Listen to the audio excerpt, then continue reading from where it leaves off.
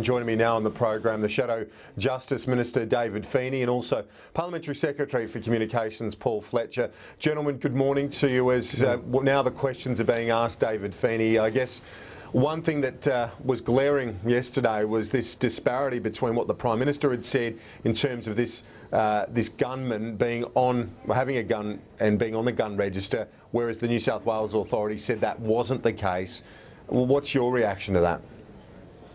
Well, I guess that's just one of several questions that I guess lurk in the background of this very powerful moment for Sydney and this very horrifying event for Australia.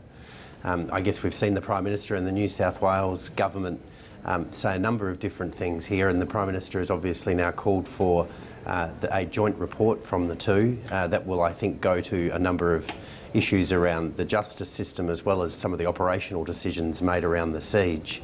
And the fact that the Prime Minister and the New South Wales government seem to have different advice and different information, I guess points to the fact that there are some questions for that review to look at. And Paul Fletcher, I guess further to that is the fact that this should seem a pretty easy question to answer, whether or not someone's on the gun register or not. Well, as the Prime Minister's office said yesterday in a statement, the Prime Minister made that statement based upon advice provided to him from Commonwealth officials, and they were drawing in turn on information contained in what's called the National Police Reference System. But certainly the purpose of the joint review announced by the Prime Minister and the Premier of New South Wales, and to be led jointly by the Secretary of the Commonwealth Department of Prime Minister and Cabinet and the State Department of Premier and Cabinet, so the two most senior public servants in the Commonwealth system and in New South Wales. That review has a range of questions to look at, including questions about how it was that Man Haron Monis was granted refugee status in the first place, his citizenship status, and a whole range of other issues, including, obviously, operational coordination issues, and that's one of many issues that it's quite proper and appropriate, should be thoroughly reviewed in the aftermath of this appalling siege, so that we can, at both state and federal level, do the best possible job of providing the protection that citizens expect.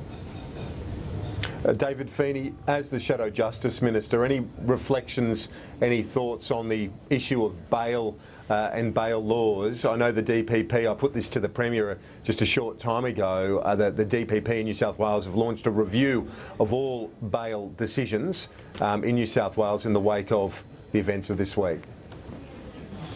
Well, I think that review is appropriate, and obviously people have said quite reasonably that it is completely unacceptable that somebody who had come to the attention of our law enforcement authorities for such a long period of time and around such serious charges was nonetheless at liberty and able to commit this terrible atrocity in the city of Sydney.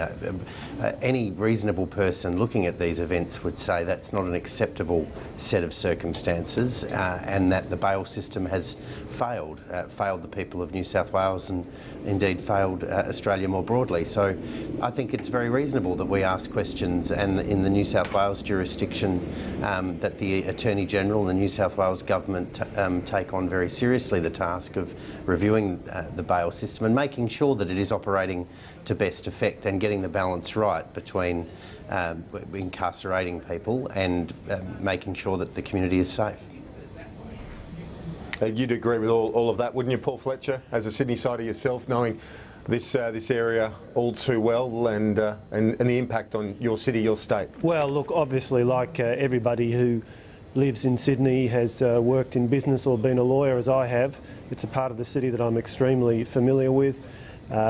Obviously, a number of members of the legal profession there, as many other members of the community, and it's the nature of our society that all of us can feel a connection, in some cases specifically, in other cases more generally, with those who were in the cafe enduring that horrible, horrible experience. And I think that's why we've seen such a very strong community response. I think one of the aspects of the very powerful community response is, firstly, a deep and instinctive response of sympathy and compassion and support. But secondly, I think a very strong expression of support for our extremely successful multicultural, multi-ethnic society. With over 25% of adult Australians born in another country, we are one of the most diverse societies in the world. And yesterday, and this week in fact, I met at a number of school presentation days in my electorate, as in many electorates around Australia, multi-ethnic communities represented in schools. And I was thinking about the wonderful job that our schools do in helping build a cohesive society. And while naturally we should take all the appropriate steps to respond to this terrible occurrence and get the right policy responses, we should also remember the success that we have had and we are having as a multicultural, multi-ethnic nation. And I do think that part of the very strong community response has been a validation and support for that great success we've had, and a strong resistance to anything that might threaten that. Indeed, no disagreement there. I just want to finish before we go to a break with your view on, and then of course it's still very raw, all of this, and the reviews are going to look into the way that the response was undertaken. But I guess, David Feeney, one of the questions that's been asked is, why weren't the SAS, for example, deployed into this situation? What's your view on the way that was managed? We do have an SAS component, as I understand it, at Holsworthy that might have snipers or a greater capacity to deal with that sort of situation. Do you have any thoughts on that? Well, you're right. The Australian Defence Force does have special forces that are able to provide an incident response force to these sorts of events. But ultimately that's an operational decision that's made by the lead agency. In this case that would have been the New South Wales Police.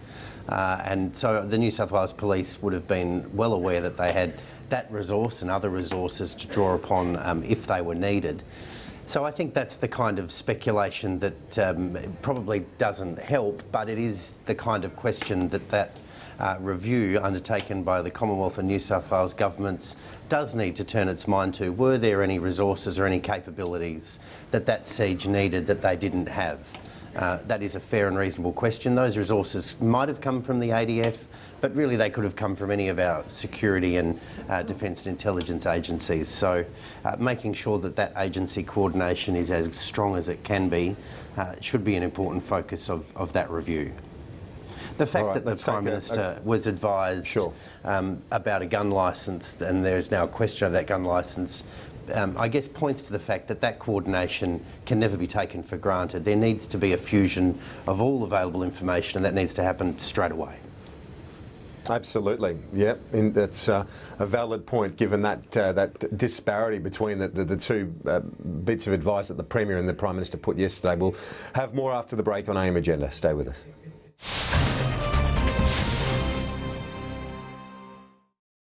If you call out my name, I'm not going to hear you.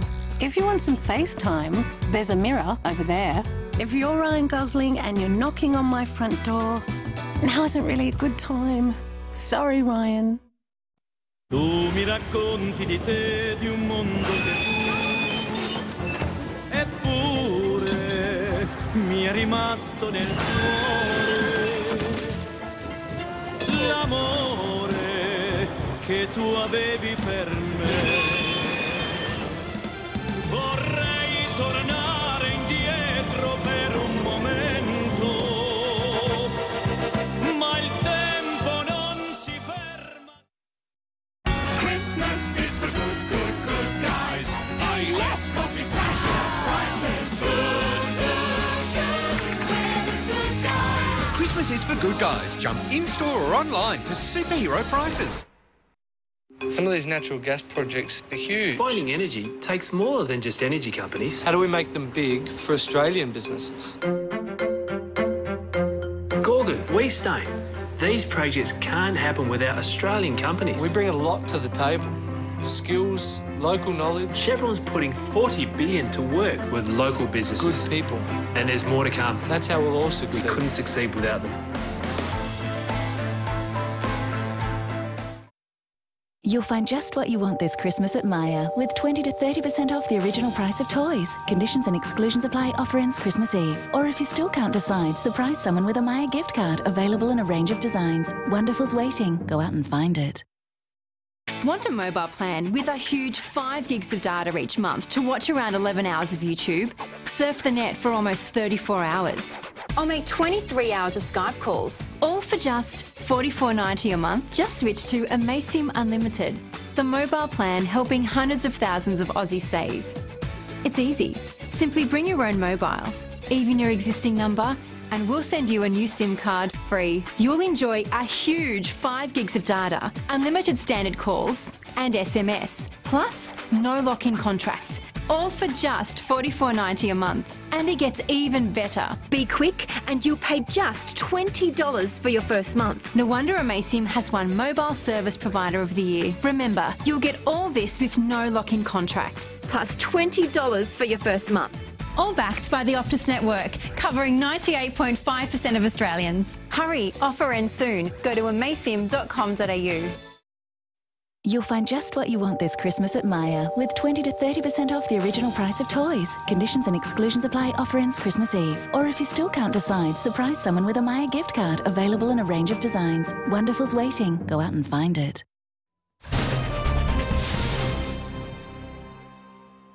This is AIM Agenda. Thanks very much for your company. With me this morning, Paul Fletcher and David Feeney. Paul Fletcher, as the Parliamentary Secretary to the Communications Minister, I want to ask you about the metadata issue in relation to the counter-terrorism laws. Yesterday, the ASIO representative told the Parliamentary Committee that metadata can be used in civil cases, i.e. in relation to internet piracy and so on. The Minister had previously said that no, it wouldn't be used in the case of piracy and that sort of situation. Which is it? Can you clarify that for us?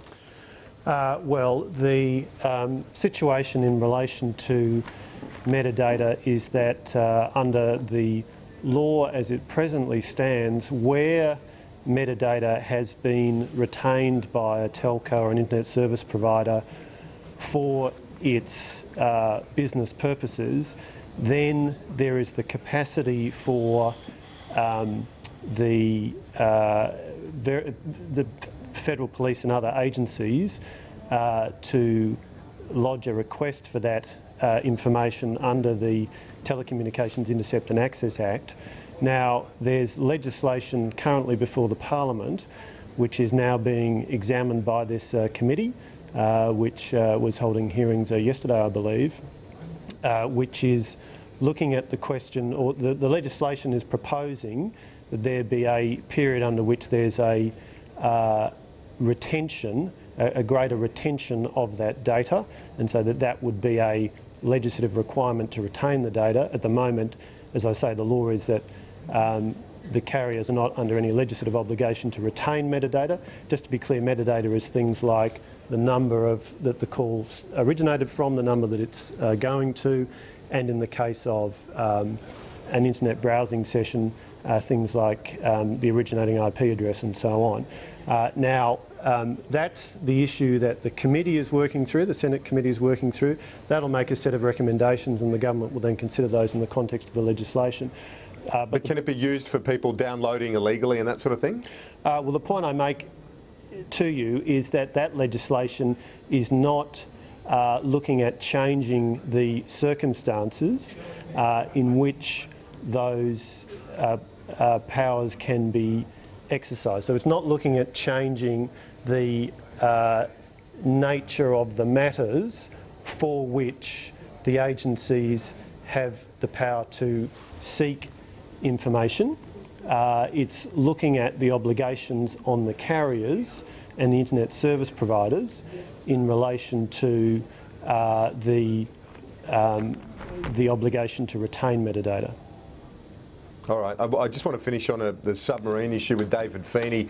Suggestions in the Adelaide Advertiser that the German defence company that's been speculated on as a possible construction partner in this, that might actually want an equity share of the Australian Submarine Corporation. What's your view on this story this morning?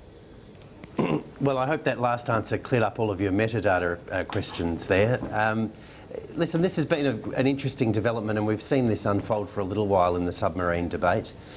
You'll remember that when the government first flagged the idea of buying submarines from Japan, one of the reasons it advanced for that was that Australian shipyards would not be able to build the submarines at a competitive price. Between $20 and $24 billion is where this thing needs to land, and the government at that point said Australian shipyards couldn't do better than $40 billion or even $80 billion. Very quickly after that development, we saw this German company, ThyssenKrupp Marine Systems, say that in fact they could build them in Australia, they could build them on time, and they could build them on budget. And I think it's fair to say the Germans have a pretty strong record in the field of building submarines. The idea that they would come to Australia and make that investment and perhaps reorganise and change the ownership arrangements around our shipyards, I think is one that is absolutely worth exploring.